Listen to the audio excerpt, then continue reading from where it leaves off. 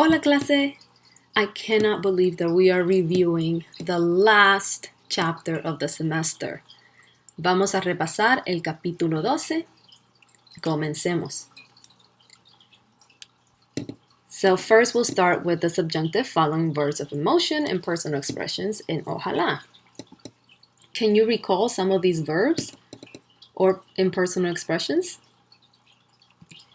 Okay, here is the list, some of the common ones. We have verbs of emotion such as alegrarse, molestar, sentir, tener miedo de. And we have the impersonal expressions here, such as es bueno, es malo, es importante, es una lástima. All of these will require the subjunctive. And how do you form it? Well, remember weirdo. Remember the acronym weirdo. When you have the weirdo verb or expression followed by que, you will need to use the subjunctive mood. And if you need to review how to form the subjunctive, I will be adding some PDF files in our Cougar courses so you can have them at your disposal. So if you need help or need to review how to form the subjunctive, these will be available for you in our Cougar courses. I'll make sure to add these PDF files so you can form the right one. All right. So question. Which impersonal expressions do not require the subjunctive due to their strong affirmative meaning? Do you remember? Es obvio que, es cierto que, es seguro que, es verdad que. These expressions do not require the subjunctive. You will use the indicative for these. Okay, next. Subjunctive following verbs of expressions and uncertainty. So you will use the subjunctive to express any of these. Doubt, disbelief, non-existence. When you want to express that, you will use the subjunctive. And do you remember this list of expressions and verbs? Dudar, es dudoso, no creer, no es cierto, no estar segura or seguro de, no pensar. All of those require the subjunctive.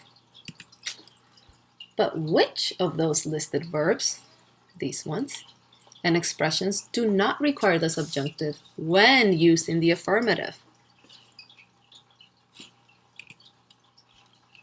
Creer, pensar, es cierto que, estar seguro or segura de. When used in the affirmative, these do not require the subjunctive. You would use the indicative.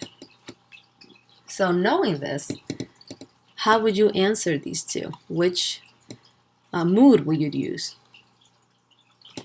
You can pause the video here and try yourself. And when you click play, I'll have the answer. Okay. No creo que nosotros tiempo para ir de compras. So no creo. No creo. We can see no creo here, right? So you know you have to use the subjunctive. How do we form it? We have the verb tener in the infinitive here. Tener. We do the present tense in the yo form. So yo tengo. We drop the o. Now we have ten. And add the appropriate ending. Amos. No creo que nosotros tengamos tiempo para ir de compras. So you need the subjunctive here. Now the bottom one. Creo que nosotros. Let's see. So this is the verb tener. It's just a regular ER verb. So you just conjugate it in the nosotros form. Tenemos tiempo para tomar un café. Excellent. So make sure you pay attention to that, okay? If it's an affirmative or if it's a negation, and that will tell you which mood to use. And obviously remember the acronym WEIRDO, and if it's followed by que, then you will have the subjunctive. Okay, now let's go on to subjunctive following adjective clauses. All right, so in the indicative mood, used after que to refer to people and things a person is certain about and believes to be true. So this is when we use the indicative. Sé que el aire está contaminado aquí. Okay. This person knows that the air is contaminated here. Now, when do we use the subjunctive mood? To describe hypothetical people, places, things, or conditions. Okay, so when you're describing things that are not certain, you will use the subjunctive mood. Quiero vivir en una ciudad que sea tan bonita como Golfito. Okay, so we don't know if this city exists, the city that this person wants. When is the a personal used in an adjective clause? Before a direct object that refers to a specific person, right? That's when you use it.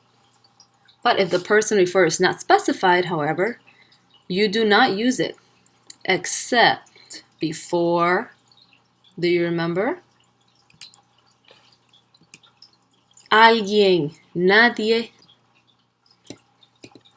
All right, try to do this by yourself. Pause it, and then we'll have the answers. All right, let's see how you did. So match, empareja cada elemento de la primera columna con el elemento apropiado de la segunda columna. Ok. 1. Busco un lugar que tenga una naturaleza impresionante. 2. Conozco un parque que tiene cataratas bellas. D. Visito muchos lugares que tienen flora y fauna interesantes. And lastly, prefiero visitar ciudades que tengan transporte público. Okay, esto es todo for our review of chapter 12. I will be putting up those PDF files for forming the subjunctive. Other than that, keep studying the subjunctive and it'll become more natural to you the more you use it as well. Adios!